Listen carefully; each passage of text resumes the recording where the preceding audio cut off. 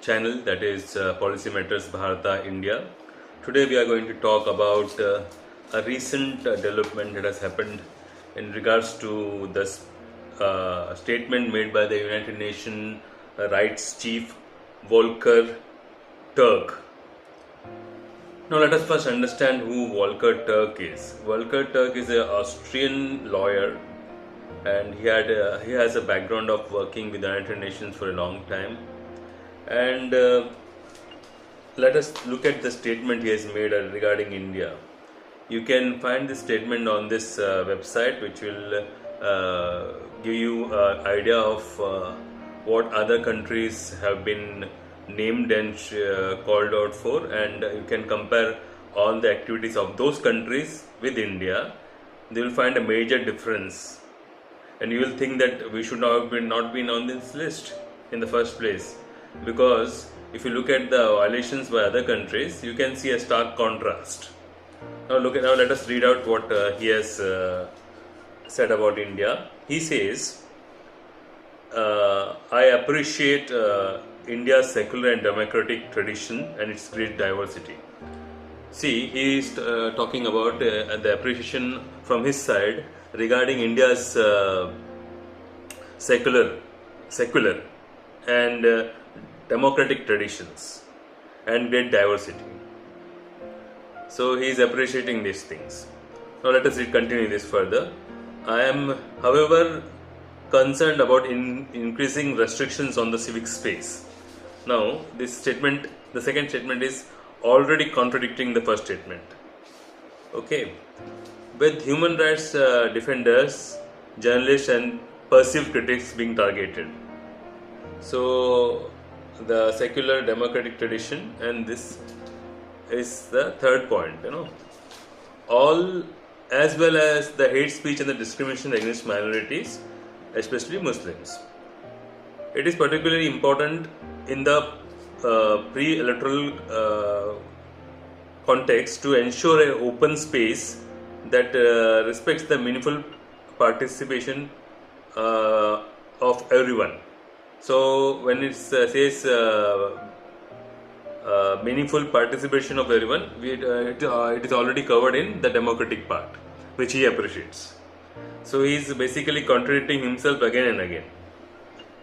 I welcome the Supreme Court decision last month on campaign finance scheme upholding the right to information and transparency. This is his last statement. So where did we have any issue with transparency? India is always a transparent country. So this electoral bond thing is already in the courts, and court has already asked concerned people to give more transparency in this. So it will always be there. So statement is itself a paradox.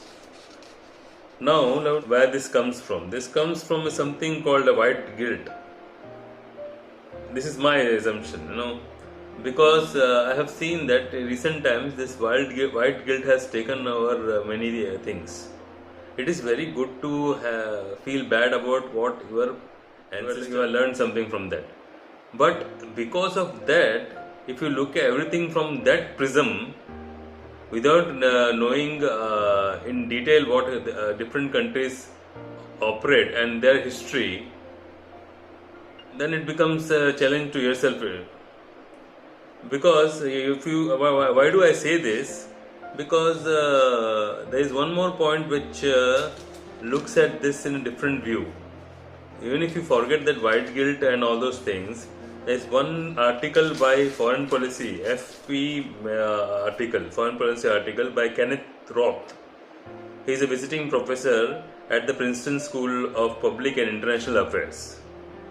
According to him, it is said that, as per the same article, it says that the Volker Turk is a poor choice for this position. So why does he say that? If you read the article, it becomes clear that according to the writer Kenneth Roth, he indirectly hints that a person at this position should be more more visible in terms of calling out nations, and in this case he has given an example of China. He tells that what will be the situation if Volker Turk goes into negotiation with China behind closed doors, because according to the article and the writer Kenneth Roth, all these things of where their countries having problems, their problems can be solved only when they are called out. But he feels that Volker Turk is a white person and he will not be able to deliver on that front.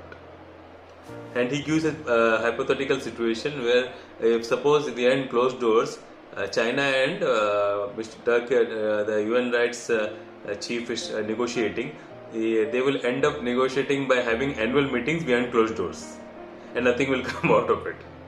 So this was an article in 2022. Now we are in 2024. So if you look at the different articles, like he has started calling out nations around 2000, end of 2022 and 2023 onwards. So he called out Pakistan for sending back Afghanis back to their country. He called out Bangladesh for some killings of journalists. He called out India also in Manipur for the Manipur violence. And all this timing is important, because he was not calling out, and that is what the foreign policy article says, that someone at this position should be able to call out nations. So now let us look at the various. So he is fulfilling that indirectly. So it looks like he is fulfilling that demand of. So he is ending up calling out everyone, and he is painting everyone with the same brush. Now why do I say that? Now let us look at the various countries. I am taking few examples. I am taking these examples from their report only, United Nations Human Rights Office report only. So it is very easily available. You can Google and read it. He has called out Myanmar and Sudan for internal armed conflict and displacement of 11 million people. He has called out Palestine for Palestine territory region. He has brought this issue because he feels that this war will spill out into the Middle East and it will lead to greater catastrophe. So, and he has called out Lebanon for a possible war with Hezbollah and Israel.